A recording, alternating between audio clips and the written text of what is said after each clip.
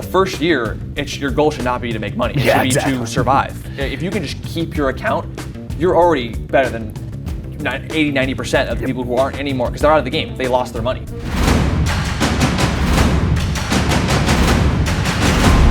Lead trainer with StocksToTrade, Tim Bowen, back here with you. We're going over what I call the trader spotlight, I guess. We're interviewing a lot of young, up-and-coming traders, kind of get their background. I know many of you are probably young, or maybe you're new to trading, and I think these are really indispensable because everybody has a different journey, but everybody has war stories for sure, and there's never an easy path. And today we've got Kyle Williams here, and I haven't met Kyle yet. I've known about him for a while, and just going to get to know him with you guys. So welcome, Kyle. Thanks for having me. Yeah. So I always like to start out at the beginning. I think it's because so many people come from so many different angles. But what kind of first? What were you doing before trading, and then what kind of drew you to trading? So I started college at San Diego State University. Okay. As an engineering major, because my dad was, and I was always good at math. And I quickly, the first year, my freshman year, I knew it wasn't for me. It wasn't something I enjoyed. So I kind of now it was the engineering, or just was this traditional school? It was both. It was like my dad had always been an engineer, and I was always good at math, so it came kind of easier. Okay. And so I realized that wasn't for me. And I wasn't just going to try changing majors left and right. I needed to search for something before I wanted to switch. And so I started doing, and I always was interested in the stock market, just on the side, like a little hobby, but never really took it seriously. And so I bought, a stock market for beginners book, or for dummies. Sure. And there was a little section in it and talked about penny stocks. Okay. And it gave it like a little like disclaimer, and I was like, what's the big deal? It's just lower price stocks, but still a stock, Sure. And so I Google penny stocks, and Tim Sykes comes up, and so I, watch his videos and do my due diligence research, and I realized, he's legit, and I want to give it a shot. And so from there, I joined the challenge, and been trading ever since. So how old are you right now? I am 23 right now. Okay, and now take me back. How long ago was this where you started your journey? So around after freshman year, knew I didn't want to do. Took about a year to try different things. Okay. About after the end of sophomore year is when I found Sykes. Okay. Yeah. So now let's kind of move into the journey, I guess would be the best way to put it. So you're now learning from Sykes, which that's where I started, 2007. 13 years ago now. It shows you 65 years old, by the way. But you start learning. What's the journey? What are the things you kind of learned along the way? The first few months, I'm kind of embarrassed to say how lazy I was. Okay. Which is common. A lot of people just, they think about the stock market, they think about the money, but they don't fully commit, and that's why so many fail. Right.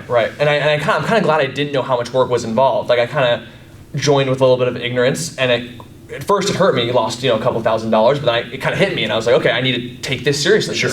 And so I kind of started studying more, getting into DVDs, video lessons, and over 6 to 12 months in that period is when I really started taking it like a job. And as the more I studied, the more I learned, and I reflected from every trade I made, and it just got to the point where I realized, sticking to just one setup, like having a system and treating it like a job, and it ultimately led to me stop losing, going break even for a month or two, and then gradually, 1 or 2 setups, and that's how it, led to ultimately where I'm at now. So you mentioned something that's very, very common refrain that I hear from many people that have finally reached profitability, and that is focusing on one setup. One thing that is your wheelhouse. I mean, you can trade all these different things, but there's one thing that's really what you focus on. So how did you learn that from somebody? Did you stumble into that? What kind of brought you to the point where I'm gonna be laser focused on this particular setup? Right. And so it kind of, for me, I had to hit my breaking point. Sure. So after, I think it's between 8 to 10 months, I took 6 weeks straight of just losses. Okay. My win rate was 0. Yep. I had no wins. And so at that point, luckily it was small size, so my account was still intact, but I can't keep doing this anymore. Right. So I kind of hit my breaking point, took a huge step back, and I said, I'm going to only study, and I'm going to continue to wait so long that I can't wait to see something that's so good that I almost can't not make money, right? I'm just going to wait. And so I thought if I was going to wait 2 weeks, I was going to wait 2 weeks. If I was going to wait a month, I would that long. Fortunately, I only had to wait about a week. The same pattern of that Tim Grittani made 200,000 on Fannie Mae happened again in February 2017. And so I had been studying, I had known that pattern, and it was just panicking. So I thought, this is it. So I waited, I watched the level 2, waited for it to bottom out, went long, I made like $5, sure. But it just, the first win in almost a month and a half. Okay. So it really hit me. I was like, okay, I could, if I just stick to a setup that is, repeats itself. Because you were like, listen, I know what this is. And, Yep. and again, the $5 is like, you're probably like, who cares about $5? But the point was, you identified something. You're like, listen, I know if I can watch this, I can see that level 2 bid firm up, and I can go long this stock, and there's a high likelihood that this will be a profitable setup, and it was. Yep. And so from there, I realized dip buying those panics could be a repeatable and predictable setup. And so from February 2017 through March and April, I was just learning that, perfecting that. And by May, I was profitable with that setup over multiple times. And luckily, it was a busy market, and that setup happened a lot. I kept doing that. I then opened up an interactive brokerage account and learned to start short. Well, let me backtrack. I had to dip buy those stocks. I had to look for stocks that were already overextended. Sure. Yep. And then they panicked. So I thought, why can't I be there for that panic and then dip buy it? So that's why I learned, okay, maybe if I can get there for the short, that as well. So I opened up an interactive brokerage account, learn to short that, and so from those two setups, just shorting it and then looking for the dip buy for the next 6 to 8 months got me from down 4,000 back to break even. Nice. Yep. So and that's the biggest thing that I want people to kind of focus on is it's like you don't need to do a million different things. You don't need to trade high price, low price, all this stuff. You don't try, Forex or crypto or whatever. I mean, there's these simple niches, and I mean, Sykes has been saying it for 15 years now. You don't have to do that much, but you do have to be disciplined and you do have to be patient. And I think it sounds like is that the biggest thing you took away? Lack of patience, trying to do too much too early. Absolutely. Okay. And that's where before I had found one setup, it's like it's tough because you want to find out that one setup that can work for you. Right. But then you get impatient, so you start thinking, oh, maybe this stock will go up, maybe this stock will go down, and so your impatience is working against you, and that's why when I hit my breaking point, I kind of felt I'd rather wait a month and make money than try to trade every day and lose it. Exactly. I learned that lesson from hitting 6 weeks losing in a row. So I know you're young, but what is your opinion? Do you think like hearing this will work, or do you think you just have to live it? Do you think you just have to go through those dark days? I think it's a little of both. I think me telling the viewers because the perspective I have is. Obviously, I'd like to be a profitable trader and make as much money as I can, quick as I can. But if you love trading and you want to do it for the rest of your life, what's 1 month out of your next 20 years? Exactly. You know what I mean? So the perspective, doing it is taking those losses and being that breaking point. But I think just having me talk and say it is teaching you guys how to have the perspective of if you want to be here and be here for 30 years, 1 week is not gonna. In 1 month, even 1 year out of the 30 is not gonna make or break you. And I think again that passion, that's something that I've had, and all these a lot of these traders that I interview is that love for trading, because that's what's going to get you through that 6 weeks of losing. Right. Because if you're just, I kind of say that, repeat it a lot in different ways, but if you're just here to make money, it's not going to get you through the dark days. You need to love this. You need to look at it like, whether it be look at it like a video game or a code to crack or the Matrix or something. And if you've got that passion, that'll get you through. And then that's how you become part of the small percentage that succeeds over time. And I love what you said about that, about a game, because obviously once I take my money out of my account and now it's real world money, but when it's still in the account, it's like a game to me.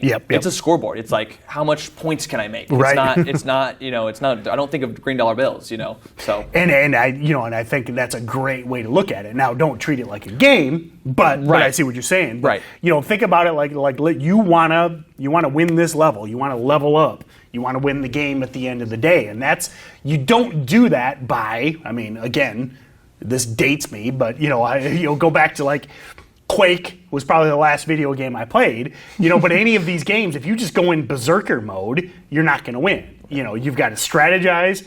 You've got to fail. When you go up against that boss at the end of the level, you got to find out what works, what doesn't, to beat, to go on to that next level. And that is the biggest thing. You just got to stick around, because if you blow up week 1, week 2, week 6, whatever, or month 6, you're not around to learn these lessons and refine and find out what works for you. I think about that too. It's, some people ask me, what's the advice you can give a new trader? And I think the surviving part. Yep.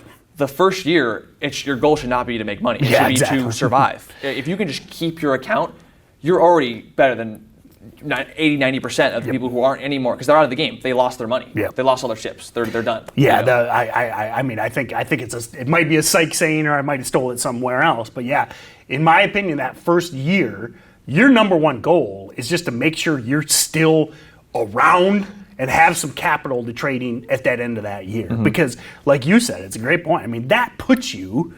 And I know the viewer might not want to hear it, but if you just, in this niche, this volatile niche, if you can make it to the end of the year, and if you start the year at $1,000 and you finish the year at $990, you're in the upper percentile. Right. Because it is a wasteland of get-rich mentality, a wasteland of unrealistic goals, a wasteland of people like you when you started that think, oh, I'll just follow alerts, or I'll just buy this and hopefully it'll go up. That the world is filled with bodies of people with that type mindset, and if you can just stick around, that's one of the biggest things. Yeah, just survive. You got to keep surviving. So going back to setups, you kind of touched on it, but. We get asked a lot, what patterns to look for, what is, so we talked about dip buying, shorting, those OTC stocks, but kind of what are your two setups? What are you looking for? So it attracted me to the OTC dip buys because they were so smooth. Yep. I tried doing it for NASDAQs. They can be done, but they're just much more difficult. So I was immediately attracted to the OTC market for that reason. And so I realized it's the same way with the shorting side. They're much more fluid and smooth, where NASDAQs take a little more experience. Right. And so it was the shorting, if it's one green day, not enough. 2 green days, okay, maybe interested. 3, 4, all of a sudden it's up, 200-300% over 2, 3, 4, 5 days. So then looking for that backside move to lead to that panic would be the short play. Yep. And then the dip buy. And those two setups were about what I made most of my money, or almost all my money, all my profits, till I got to break even. Okay. Once I got to break even, I then realized some of the shorts I was shorting were also pump and dumps. Okay. And I realized that might take a different approach. So even though the kind of same setup, it's a little bit different approach. So it was then pump and dumps, overextended regular runners, and then dip buying those runners when they panicked. Okay. And then also around the same time with Jack and Dom with the OT Swizzle, I also learned that on the upside. Yep. So it was 2 longs and then 2 shorts. And that's even that today, that's the bulk of my setups. Nice. And again, that I love the name, the OTC Swizzle. But that is, I'm more of a focus on more NASDAQs and stuff, but it's the same pattern. It's really exactly what I look for. So another question, just to elaborate a little bit, dip buy. People hear that term a lot, and so it's overused. Yeah. So what is it to you? Break down a dip buy to you. What leads up to it, and then what you're looking at for entry. Right. So I'm looking for extreme panic. Yep. Right, because a lot of people might say dip buy, and it's because the stock I always love when people are like, some stock's down like 2%. Right. Should I dip buy this? I'm like, yes, it's red on the day, but this is not a dip buy. That's not the point. And so, so I looked at, I want ideally 20% or more. Yep. If it can go 30, 40, even the better. And morning. Yep. It happens in the afternoon, but your odds of success are just far better in the morning. Yep. So if it, even, and it's happened before where I'll have FOMO, it only drops 10%.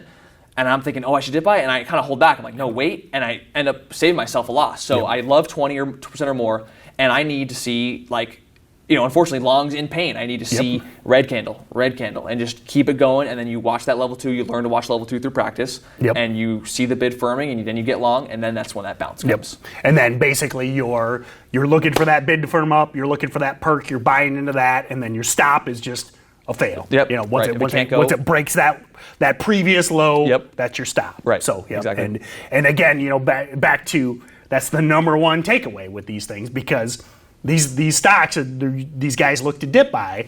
They're up hundreds, thousands of %. And if you dip buy at down 50% or 60%, it can still go lower. These things absolutely can go lower. So you have to have that discipline. Because sometimes they'll firm up, they'll perk, and then they'll slam again. So you gotta keep that stop at that previous low because Absolutely. because what's great about the dip buy, it's a self-fulfilling prophecy. A lot of traders look for this.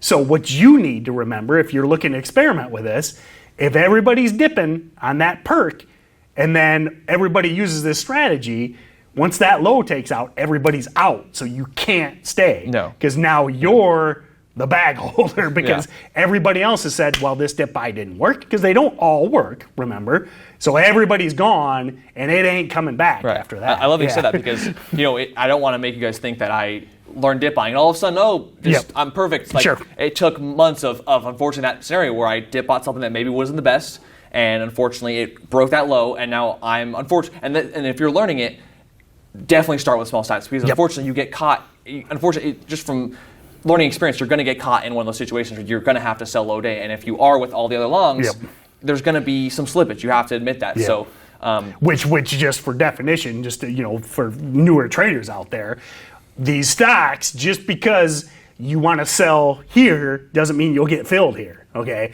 you may get filled down here or down here. So especially as you're experimenting this, you want to use that smaller size because if you get filled 10% lower or 20% lower than you wanted, you want to make sure you're testing with small size so that you don't get wrecked. Yep, absolutely. Mm-hmm. And now what I love about the setup, and I'm not much of a dip buy guy, it's just never really worked for me, but what I love about it is it offers clear risk to reward because of that morning low. I like, for lack of a better term, I love stops that are just like calling you an idiot if you don't take them. I mean, you've been there, it's your style. I mean, if that thing perks, you're in, and then it breaks that low. First thing you say to yourself is, "Get out, moron!" It's not this is done. It's over, and that's what's great for newer traders. Is it's like to me, it's crystal clear. Yeah. Now it takes experience, but when it breaks that morning low, and this is some stock that's gone from 2 cents to 250 or something, that it can keep going, and normally they keep going lower for days. So it's like, with the experience, I got to stop out here. Right. So it gives you a clear plan. Yep. That's it. It's over. Yep.